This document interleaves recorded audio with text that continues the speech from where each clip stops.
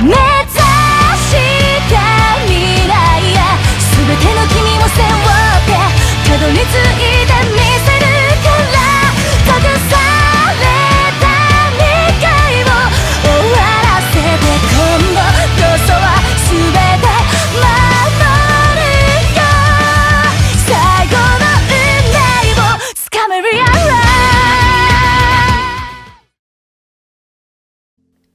Hey guys, if you haven't already, give the video a like, subscribe to my channel. This is a what if series and I'll be doing more down the road. Plus Ultra! Hey guys, and welcome to What If Deku Was Yoriichi's Reincarnation.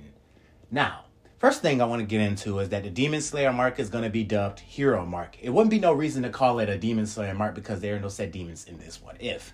Next, what I'm going to change is the, not change, but the see-through world works the same way with it being like it was explained in the manga. Like it was explained in the manga.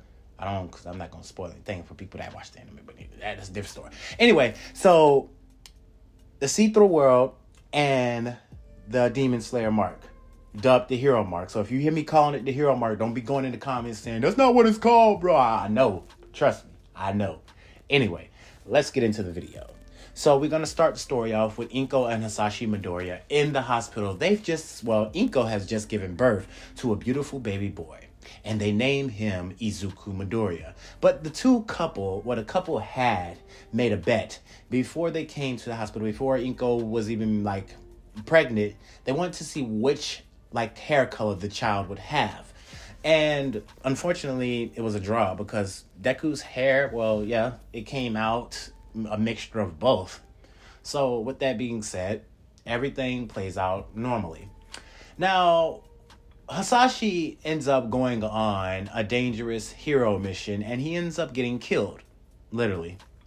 This saddens Inko and Izuku because he misses his father, but he then just supports his mother the best way they can, and they've been sticking to each other's side further, like mother and son, but the bond is more closer since the father is gone, and Deku feels like he has to be more there for his mother, even looking out for her time to time. Now, Inko would have fallen sick and ill, and Deku wouldn't have to take responsibility up on his shoulders. And this is where Deku would start to take care of his sickly mother. Now, this is where Deku is still managing to go to school, still managing to clean up, still managing to cook food and everything. Deku basically had to become an adult just to take care of his mother, but he didn't mind. I mean, his mother brought him peace. She brought him joy. And she never relinquished the idea that Deku was special. She always told Izuku, you know you're special, right? And Deku would say, how so, Mom? Because unlike your father, before he went to his trip, he never thought that you were special. But that could have been his just protective side, because he never wanted you to become a hero. He just wanted you to live a normal life. Because the hero, as you can see, heroing work is dangerous and you could die for the right thing. Deku would say, I know he was fighting for a right cause. I don't blame him for dying. I don't blame him for doing what is right. He's my inspiration, him and All Might. I look towards them both. They're my idols. More than anything, I want to be just like them. And I know you will be destined to do great things, son. You're a child of fire. You know that, right? And this is where Deku would look at his mom and he'd say, you've been saying that a lot ever since I was a kid. And ever since I started practicing that dance, it just started out of nowhere. What do you call it? The Hinokami Kagura? Or better known, it's just sun breathing. It's the dance of the fire god or something like that. It's something I came up with as a kid. I thought of the techniques. It just made sense as I was crafting it, and then I just turned it into a dance. I even managed to create 12 forms. It's a unique style. It can be implemented through a sword, I guess, or through a different weapon, but anyway, I'll pursue that more later on. they will continue talking on, and the bond between mother and child is very deep with each other because Izuku knows that one of these days he's gonna lose his mom. Now, his mom is not necessarily poor. Inko is not the same Inko that you've seen in canon. This is a different Inko, a work steady Inko. They have, from Masashi being basically a hero, well, yeah, a low ranking hero, but still a hero nonetheless. They're well suited with money, so Deku wouldn't need the support of like others, say for example, orphanage or anything like that, if that's what you're guessing. Anyway, small tangent aside. So with that, the years would go past, and Deku would come to see his mother. They would talk more and more and more, and it's up until Deku turns 15 years old. Now, Deku's outfit does look the same way as it does in this picture on the screen. Now, with that being said, Deku's jacket, the one that yoriichi is wearing right now, would be white. Not white, damn it, green. His jacket would be green, and his belt would take on more of a checkered, like, greenish look. It would be red with, like, you know how the checkered Tanjiro coat looks? It would take on that kind of look there. Don't ask me why I chose that. I wanted to have something reminiscent to both mother and father. Anyway, but his outfit, nonetheless, just still looks the same way. And Deku pretty much also has his hair up in a ponytail. Anyway, so up until Deku turns, like, 15 years old, this is the day him and his mother comes to a final talk. As she tells Deku to basically, she believes in him and everything that he's done up until now. Izuku, I can't hold on any longer, my son, as sickness is getting to me. Inko wasn't looking like the same Inko. She was pale, fragile. She looked weak. Her body, her demeanor, and everything about her just looks like the sickness did its work and time took its toll. It was only a matter of time before the inevitable happens. And Deku is looking at his mother with tears coming out his eyes. He tells her to not leave him because he doesn't have anything left. He has no one. And he tells her that it's been bullies in school. He doesn't even want to fight the bullies, but sometimes he has to defend himself. And there's one bully that he always has to constantly fight over and over again, and he wins a majority of the time. I know who you're talking about. It's Katsuki Bakugo. It's a weird childhood friend you got, Izuku. She takes her breath in. Izuku, listen to me. I hope you become the greatest hero that the world has ever seen. There's a darkness brewing everywhere, and the villains are just sitting in the dark, waiting to get stronger. If you let them, then they will achieve and destroy. Just promise me you'll protect life. You'll protect the world from evil, and you'll spread happiness. Deku looks at his mother with a cheery smile as tears fall from his eyes, and he tells her that I will. And she takes her last breath. Inko Midoriya passes away. Later on, some of Inko and Hasashi's friends come to attend her funeral, while Deku is sitting there with an umbrella over his head. Most of the heroes from the Heroes Association come to grieve with Deku, and they ask if the child needs anything, and Deku says no, that he doesn't. This is where Deku goes back home, and he basically leaves it behind.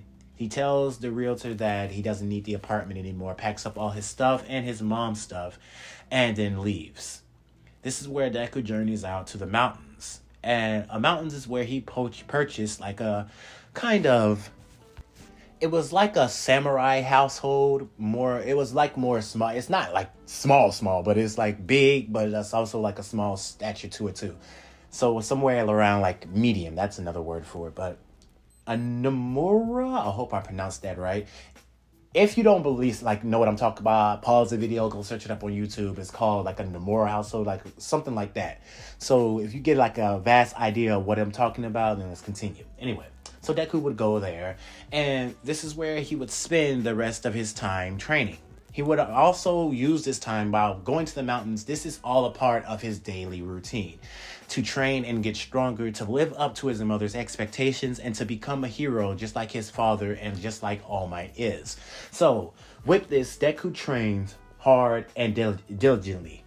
From journeying up and down a mountain each and every day, going to school, even having to fight with Bakugo. But now that's subsided. It's as if Bakugo doesn't pay him any attention anymore. Not like he ignores Deku or something like that. It's just that some occasion that Bakugo just walks past Deku without even just barking up a fight. I think Bakugo is secretly training to get stronger to try to surpass Deku. Maybe. Deku doesn't know, but nor does he care, as he just shrugs his shoulders and says, I mind the peace and quiet. Anyway, so this, 10-month training arc would begin. It would begin and Deku would constantly be training, and most likely he would develop a swordsman skill. Now, Deku really doesn't have a quirk, but he always noted that he is special because he can see things that normal vision can't, because he often asks his mother, how come I can see your internal organs, your heart, and everything else? And Inko would tell Deku that maybe his eyes are special. And she thought that Deku didn't have a quirk. She wanted to rush and go back to the quirk doctor. But then she thought about it. If he doesn't have a quirk, what would they classify that as? She looks at Deku, and then she looks back to basically just goes against it. Then she thinks about Hasashi and what he said. I don't want my child to become a hero. You know how many times I've died in this job, honey? She would look at Hasashi and he would say, nothing more in this world. I just want to come back to you and Izuku and raise us as a family and be there for you guys. I chose this life as a hero because I wanted to protect those. I wanted to establish peace, because all villains do is they disrupt that peace with fear, death. It disgusts me. And that's what I wanted to change. This is a dangerous job, and I don't want that for our child. And she would feel those words. This would make Inko regret her decision in going back to the quirk doctor. Deku, at this same time as a child, he really didn't care. I mean, he didn't dwell on the fact of becoming a hero so strongly as his canon counterpart. He nonetheless still wanted to become a hero, no matter how much his mother tried to persuade him not to. But then she started to say that she's not Hasashi. She can't keep persuading him, hence the fact that why she was always encouraging him. Not saying that she did this when she got sick, knowing that she was going to die. No, she started encouraging him long before the sickness was even dealt with, in her. Because she came to a realization that she's not Hasashi, and she can't keep denying that her son is special.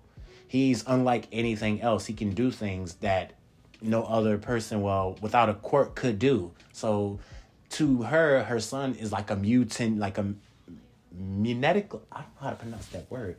It's like a mutant, like generation type. He's something else, put it that way. Mutation. Damn. How can I could not pronounce that? Don't laugh at me, but I found it so hard just to get that word out. Anyway, so his quirk, not quirk, but he was like a mutation child. So with that, Deku ends the flashback and then wakes up on his dojo floor, basically in sweat. He gets back up and then he just starts to basically train again and again for at least 10 months straight. This is where Deku would pick up swordsmanship and he would become very proficient in it. He would refine each and every one of his skills to a good level. I mean, a unique level. I'm talking about, this is Deku yoriichi at his prime, put it that way. So once the 10 months training arc was over, Deku would be showering. And then after he takes a shower, he makes him some tea. And then he goes out by the garden listening to the waterfall in the river, that he has crafted for himself. You know, the little waterfall that they have crafted in those kind of unique homes. So he sits there while sipping tea and he breathes out and says, today is the day. Deku wonders if he could bring his katana with him as a support item. It should be useful, but he wants to see. So he still brings it along with him. Now, this is where Deku would arrive at the UA entrance exam. He looks up and just wanders around, just like a mooring, and just looking at every last student that comes here. One of them has a head shaped like a bird. The other one is just cowering in a corner, basically scared. And there's another one, right, like just looks broad. He's just standing up with his shoulders in and everything. He looks stern. Is he like one of those rich boy types? I think. Then Deku looks around to see a girl with a very rounded face and a cheery smile. She gives him a wave and he waves back. And this is where he just casually goes in. But he feels a presence coming up from behind him, and it's Bakugo. And Bakugo states out, "Get out of my way or get set on fire." And Deku would raise an eyebrow by this, but then he'll just casually moves out of Bakugo's way. And this is where the two of them will lock eyes for a second.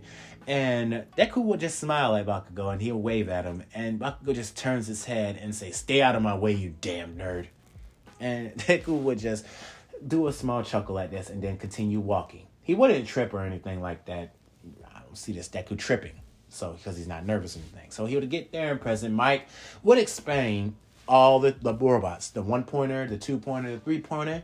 And this is where Ida would stand up and tell him to explain more rules. Like, what about the 0-pointer? He didn't call out Deku because Deku wasn't murdering. Basically, none of the kids even knew that Deku was even there because his presence was so calm and still, as if they forgot that seat was even taken. You know how when you're next to someone, you have that feeling of them being right next to you. So in this situation, none of the students that were in that area could feel that Deku was sitting in that seat. It's as if he was not there. That's kind of the power, well, the overall presence that the see-through world gives you. It gives you this idea to basically, to other people, they look at you and will classify you as nothing more than a plant. That's it. That's the most scariest shit to say about a person, because if you can't like detect their emotions, their anger, their feelings towards you, or their bloodlust, nothing, it's just silent. A plant. That's it. So with that being said, most of the kids would be frightened. They would take this as a fear factor, because some of them would rub some of them the weird way, because if this guy could basically be that stealthy to come off like that clean, they could imagine what he's capable of. Not saying that they doesn't go unnoticed, but oh well. So then the UA entrance exam would start. Deku would rush off, not taking any hostages. Like he would start going in. Now, of course, his sword was approved because it was a support item, and he would start just basically slicing through robots. Deku would start uttering and breathing in. Each step that Deku takes, he would just be slicing through robots as flames would be covered over his sword, and just over and over again till he does the last performing sword attack, and it would look like a flaming dragon was forming, and he shot it forward, dashing through multiple robots, cleaving them in half. Now this is where President Mike would yell at the rest of the kids saying, "What are you doing? Go, go, go! There's no time limit in a real battle." Or there's no go in a real battle. Anyway, so most of the students would get off and start gathering them some points. And then this is where Deku just does his usual thing. Just walking around calmly, cutting robots in half, dodging them easily. And he would start to think to himself that, wow, they're moving so slow. I wonder if I could deactivate this and actually feel something for once. He would think this in his heart. Could he deactivate this? Because he wants to. And he wants to train himself to do so. That's most likely what he's been trying to master for the 10 months. He's only ever done it once, and it was briefly.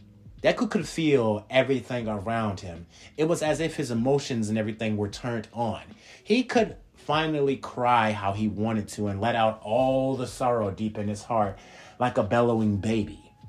Not to say that he couldn't cry with the see-through world, but it's as if he could actually feel the emotion and the weight that it carried over him, and he could finally let all those chains and everything, the weight just fell off of him as he just hit the ground. And it was only that one time before it just blinked and it was back on.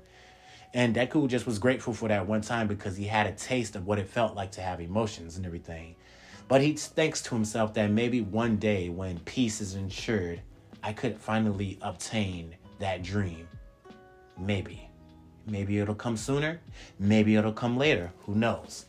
So with that, Deku then starts to walk away saying that he probably should leave some robots with the other students to at least have a chance. He starts to walk away, but then he notices that a girl is stuck. So he rushes over there and, well, like I said, he lifts the rock off of her and then picks her up. He basically pushes the rock aside and lifts her up and say, "Are you okay? Your ankle is a bit swollen. Do you think you could walk on it?" Araka would tell Deku no, that she can't, and this is where he says, "Climb on, I'll take you to safety." This is where he sees a giant robot coming up out of the ground. Deku just basically runs Araka to safety, and most of the kids just run back. It is no reason to fight the robot because he already got the girl out of harm's way. So it's no reason to basically go against an enemy like that. Deku wants to, but he wants to make sure that Araka is safe. So with that, he lets her down, and as he's been getting ready to pull out his sword and battle the robot, the trial comes to an end. So he then cleaves his sword and breathed out a sigh. I guess that's over. I wonder how I did. Anyway, Deku looks back at Araka and says, "You should get that look at. Anyway, bye for now. I hope you make it in the UA high school. I'm looking forward to seeing you." Deku gives her a big smile and then waves goodbye as he walks off. Deku goes back to his home in the mountains and starts to train more. But this time he takes a breather. Now, after he's done relaxing and just taking a breather for a little bit, this would be one of these days where Deku goes out to train, and he would start to perform all the moves. Dance, clear blue sky, raging sun, burning bones, summer sun, setting sun transformation, solar heat haze, beneficient radiance, dragon sun halo dance, fire wheel, fake rainbow, flame dance, and then he would think to himself to perform all these attacks in unison, and he does so. This is where he would think to himself that in those 10 months, he was wondering that if he combined all 12 forms of sun breathing to create a 13th form, would that make his attacks more deadly? And it's as if he's combining every attack with each other, making them one attack. So, with that, Deku then just breathes out, makes him some dinner, and then goes to bed. Wakes up the next morning to see a letter at the front of his door, and he gets greeted by All Might, telling him that he made it in the UA entrance exam. "Good evening, Izuku young Midoriya. You did an outstanding job granting yourself first place in the entrance exam. Not only that, but you even discovered the secret part to the entrance exam. Rescue points. It wasn't stated in the trial when President Michael was explaining his presentation, but it was a secret to see how many students were heroic. That's why I dubbed the name a secret event. But anyway, you've done an outstanding performance, young Midoriya. You showed great power and a great example. Well, more like a destructive example, the way you take it off. Stay on character, All Might, please. Okay. Anyway, welcome to My Hero Academia, young Midoriya." As the holo would come to an end, and Deku would just smile at this. And he can state, I wonder who's going to be in my class. So, during the next day, Deku would do his per-usual routine, brush his teeth, do his training method, and then take off to UA. He would journey down the mountain, walking casually, passing by a few people that were up there, a few monks, and a few other people that lived up there too. Sort of came populated ever since Deku moved up here, but he doesn't mind. At least he's not up here alone like some person who shuts himself away from society. So he casually walks down, and he meets a fellow neighbor who has a young girl who says, "Izuki!" And he looks down at her, and he tells her that, "You know, Mikoto, that my name is not Izuki, it's Izuku." And she just smiles at him, and she hands him a flower. "She's been wanting to see you before you head off to school." And this is where Deku would look at her mother, and he would smile at Mikoto, and he would tell her, "Very nice. Listen, when I get back, I will have a surprise for you." And this is where the mother and father would smile at Izuku, and they would also feel some kind of sadness by him, because a child like him, all alone with no parents or no one to guide him through life, he had to basically become an adult at a young age. So they most likely been watching an eye around, like keeping an eye on Izuku and always looking out for him most of the time. He really tells them that it's no need and he can take care of himself, but he doesn't just push them away and push their gestures away, because technically they're not going to stop. So he just welcomes it. Anyway, so he makes his way to UA and he basically gets to class 1A. He hears a lot of noise and ruckus on the end, and then he opens the door to basically be greeted with people. Well, one person that he did not want to be in the class with, and it was Katsuki Bakugo. Now, this is where Katsuki would be looking at him, and the both of them will lock eyes before they just look away from each other. And this is where he would just observe every student in the classroom, and Tenya would go to approach Izuku, telling him that, I did not know that there was another extra event with this trial, and you figured it out. You're brilliant. And you became first place. This would anger Bakugo as he gets in Deku's face. And this is where Deku would say, do you want to go another round, Bakugo? I mean, we could, but it's going to get all these kids in the way, and I don't want to cause too much destruction. I hope you managed to get stronger than last time, though. And this is where Bakugo would just clench his fist and say, you damn nerd, how did you get first place? And he would have sparks radiating over his hand, like he's ready to shoot a blast in Deku's face. And Deku has his hand gripped on his sword, ready to fight Bakugo, as you could see that the flames in his eyes were starting to burn. And this is where Shoto would come into class and tell everyone to take their seats. Uraraka didn't get a chance to basically thank Deku like she wanted to, because everything was happening such afar, and this would glance an eye from Todoroki, because he's keeping his eye on Deku. He wants to watch him, because nonetheless, he is interesting. So with that, Todoroki, most of the kids would just pay attention to Aizawa, and he would tell them, now that you're all quiet, you need to throw all these on. We're going to have a quirk apprehension test. Uraraka would raise her hand and he would say, what is it? I thought we were supposed to go to orientation. That's not fair. All the other kids are going to orientation and we have to go for our apprehension test. And Aizawa would say, listen to me. I can run my class however I want to. And we're not going to waste our time with some boring assembly. I want to see what you guys are capable of. So, show me what you can do. So they all put on their uniforms and they go out to the training field. This is where Shoto would look at Izuku. Midoriya, how far did you manage to throw a softball in school? And this is where Midoriya would say, last time I checked, I kind of held back a lot. I threw the ball only 500 meters. And that's just a small thing. My mother, Aizawa, interrupts. You don't need to go in a deep backstory. Just throw the ball again, but then use your full potential. And this is where Deku would say, okay. He walks up to the plate, and he grips the ball with a vein in his hand. Deku's eyes go blank white for a quick second as he gets into a stance. The air around him becomes calm as most of the students become frightened because they cannot feel Deku's presence as he's right there. Deku then throws the ball and a gust of wind would be sent from it as it went shooting directly in the air. Now with this, the ball would then reach over 1,000 meters. Deku threw it with his most of his full potential. Now, this is what say the Aizawa would clock the meter, but he did do something strange. He did flick his eyes to see if he could cut off Deku's quirk, but nothing happened. And then he would question Izuku. Hey kid, are you quirkless?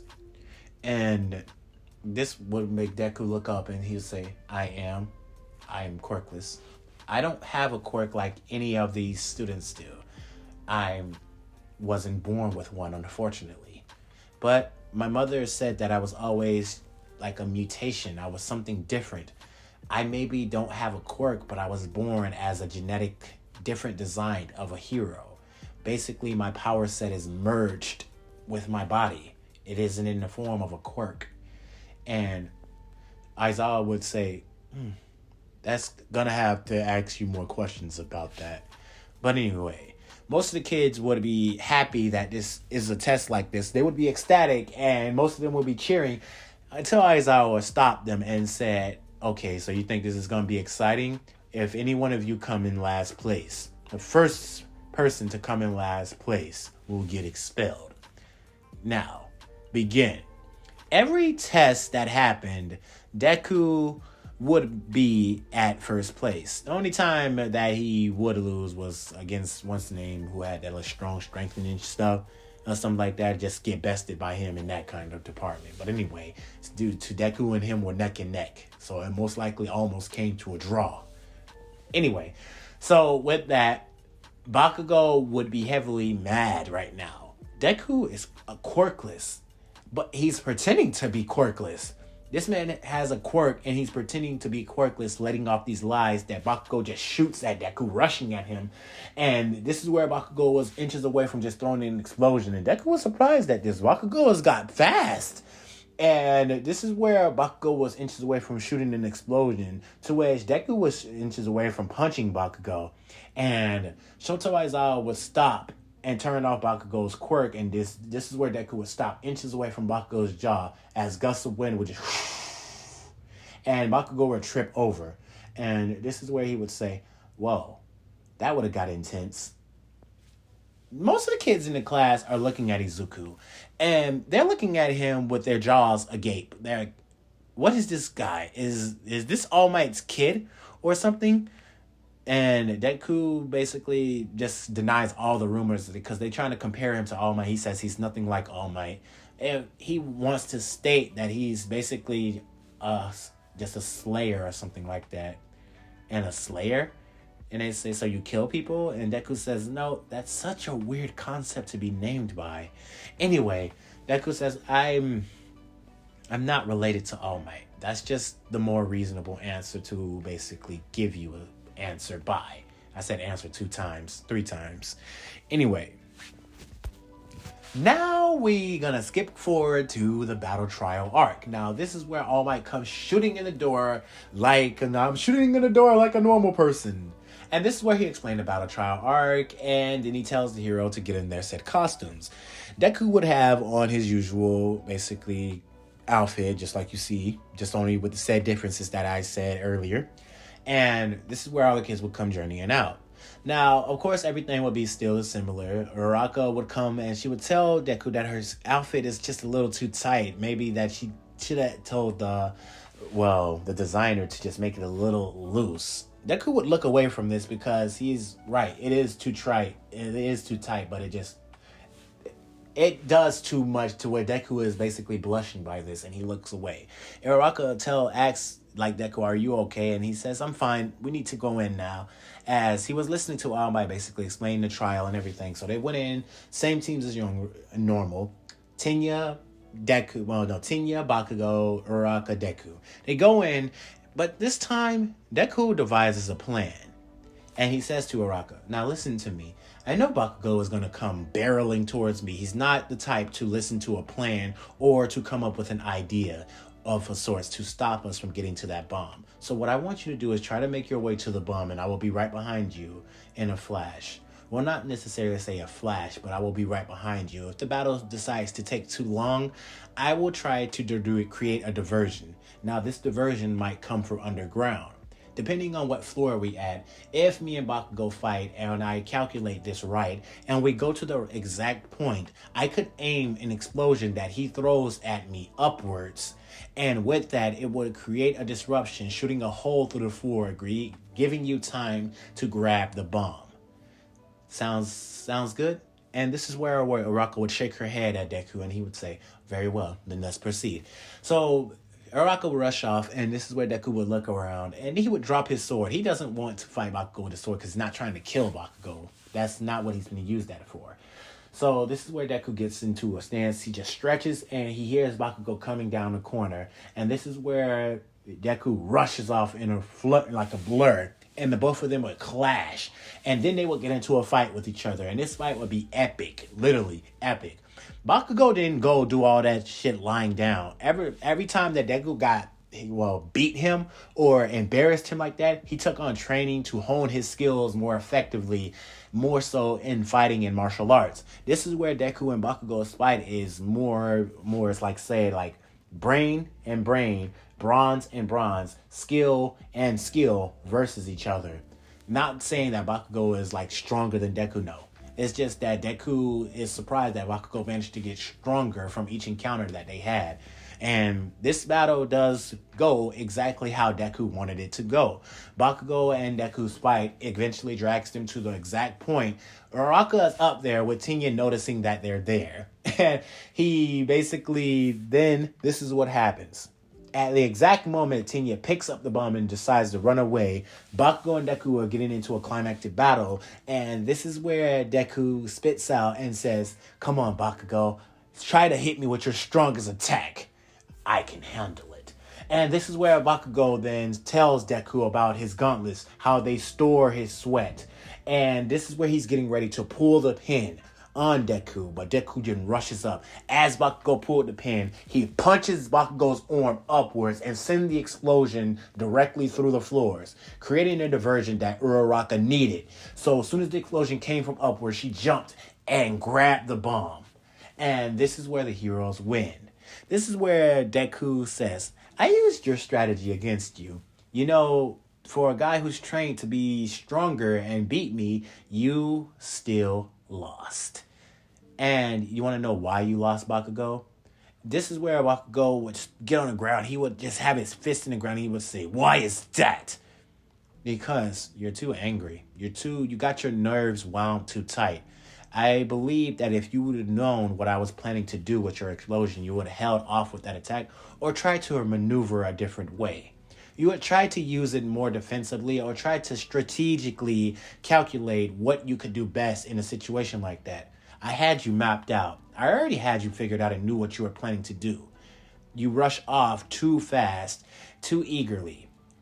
You're just full of arrogance. You think that with your said power that you could just knock me down with a casual blow, that you could beat me without observing what I'm capable of. Even though you've trained and mastered your abilities and even probably perfected them, and even gained new strength, you still fell short. And your biggest battle, and I'm pretty sure your teachers have told you this too, is to conquer all that anger, to let loose, relax, take a nap once in a while, stop being so wound tight. Bakugo would scoff at Deku and just walk away and say, "Whatever, mind your damn business."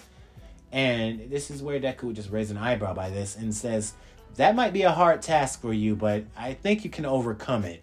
At least try to overcome it." And Bakugo would just be walking away thinking about what Deku said. Am I really too uptight? I can't be. So everything would play out normally. Every battle would play out just the same as it did in canon, so it's pretty much nothing to discuss with those. So now we get to the UA entrance exam. Damn it. LOL. The USJ. Anyway, so Exawa would come and explain to USJ how they're going to go through simulations, saying that it's all good to prepare you to fight against villains, but now we're going to be practicing rescue missions, and that's what the USJ is perfectly designed for, to give you guys these said rescue missions. I know I don't sound like Josiah, but I'm not going to do that little tired voice. I might do it in the future and everything, because I know I did it before and everything. You might see me do it here and there, even though I just contradicted myself. Anyway, so with that being said, Shoto would then direct his students on the bus, and then they would journey off. Now, this is where Suyu would come in. "Hey, what are you guys' quirks? I want to know most of my classmates. I'm Sue." They would all introduce each other and everything, and I'd say, I talk about each other's quirks and what they're capable of, but most of their attention would come towards Deku. And this is where Sue said, "You know who else is interesting? Izuku.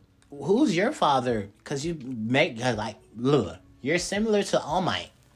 And Deku would say, "I'm not, I can see where you get that from, actually.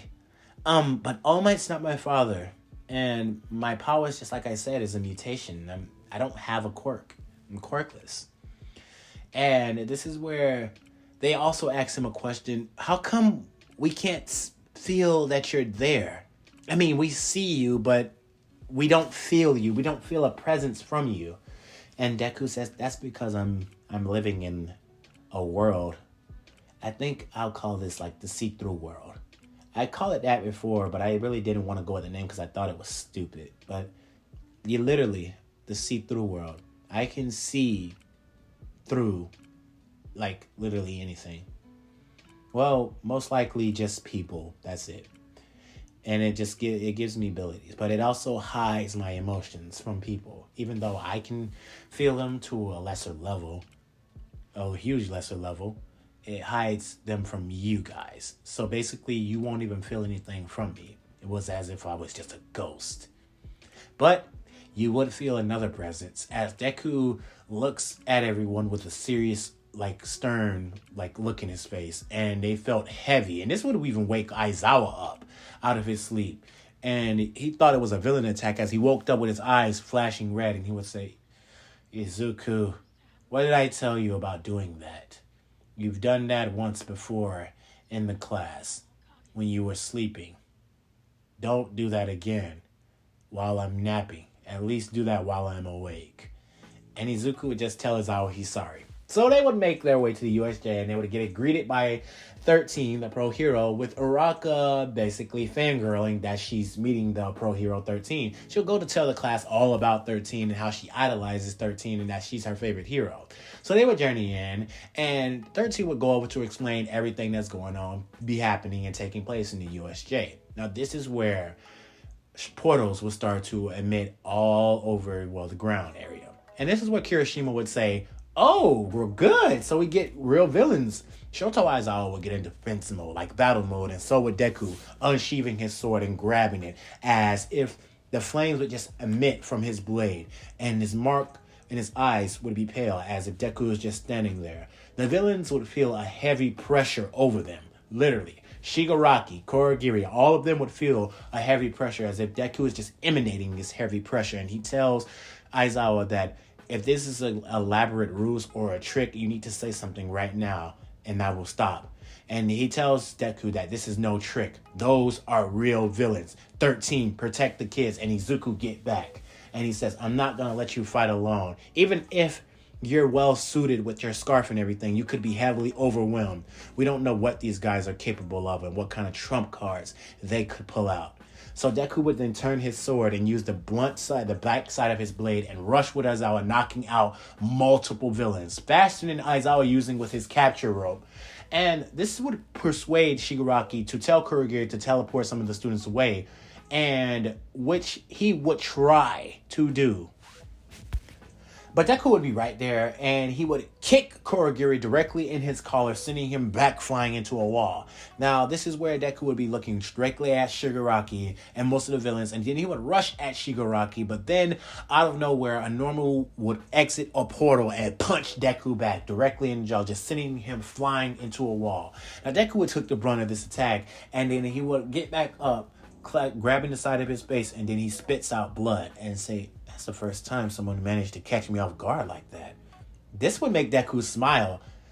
And this is where he would clench his sword and he would basically breathe out.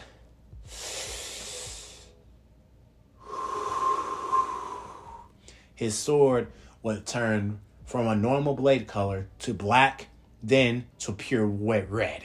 As Deku would be looking at the normal and say, you're a worthy opponent. Now's time to test out something I've been longing to test out for a while. My red blade.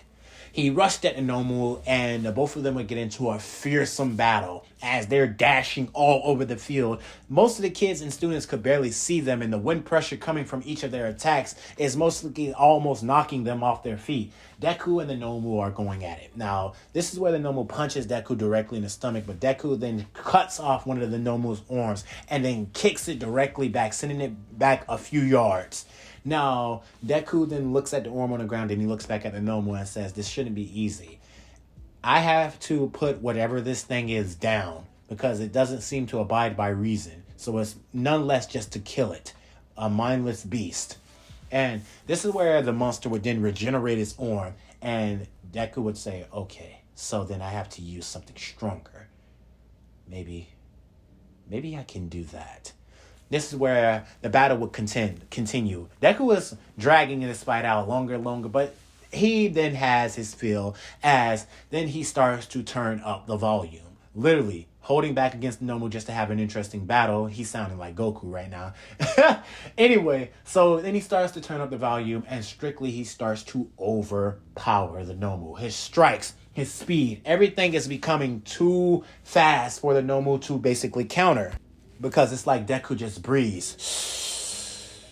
Sun breathing, dance, sun breathing, clear blue sky, raging sun, burning bone summer sun, setting sun transformation, solar heat haze, beneficent radiance, sunflower thrust, dragon sun halo dance, fire wheel, fake rainbow, flame dance.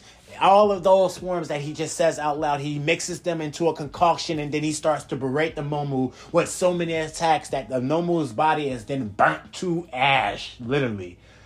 And with that, Deku looks back at Shigaraki and says, he puts his sword in the ground, stabs the ground with his sword, and he looks at Shigaraki and he tells him, that was a failure. Now, I don't have to use my sword against you guys. Most of the villains I did knock out with the blunt side. But I feel like I could use my fist against you. I will be cautious when I'm fighting you. As in a blink of an eye, Deku disappeared and was right in front of Shigaraki and punched him directly in the stomach. Shigaraki coughed out blood and a hand from his face fell on the ground. And this is where Deku would grab his hair and slam Shigaraki directly into the ground. Kurogiri, most of the villains would try to fight against Deku, but Deku was getting ready to punch. All of a sudden, a warp gate would send him and Tomura out of there, and the rest of the villains would be captured. Deku hits the ground that Tomura was on. He wasn't trying to kill him, he was just trying to knock him out. And then he just gets back up and breaths out a sigh. Most of everyone who was looking at Deku had their jaws agape. Bakugo did it because he knows what Deku's capable of and he knows what Deku can do because he's been fighting this guy for years and constantly losing. Basically trying to get stronger so that one day he can overpower Deku. So it's not a surprise for Bakugo. Deku would come walking back and some to surprise, Shoto Aizawa didn't sustain the injuries that he did in canon with the Nomu break while beating the living shit out of him or Shigaraki decaying his elbow. None of that happened. So they came unscathed and not too much damage. But they still had to report and everything, but it wasn't too much damage that has been done. I mean, of course, the villain showed up, but they were quickly dealt with as if they weren't a threat. And made Shigaraki's plan look like it was a child's plan thought about out of a children's book. It didn't succeed. They didn't do as much of what they wanted to do or intentionally wanted to do. Kurogiri's intentions were most likely focused on Tomura, and he wanted to basically try to teleport most of the kids away, but Bakugo then got in his way some multiple times, so that part there. So it's just like their plan was heavily interrupted. Anyway, so that's where I'm going to end part 1 to What If Deku Was Yoriichi's Reincarnation. Part 2 will be the final to this series, and that's it. Anyway, I want to say something. Yeah, I know I'd be gone for a while and everything. I'm sorry about that. I gotta apologize for that. So with that, I'm going to be uploading back to back. So after this one, I'm going to be doing a full story. I'm only splitting this one into parts. Well, a second part because I want to get to another part that I'm trying to do. And it's going to be a full story of what if Naruto was Michiro's reincarnation. Because I already put it on the community tab and I want to show y'all that and what I got down for that one. Because that's going to be interesting too. But without any further ado, you guys have a good day, a good night, and plus ultra. Good night, guys. 君の虜になって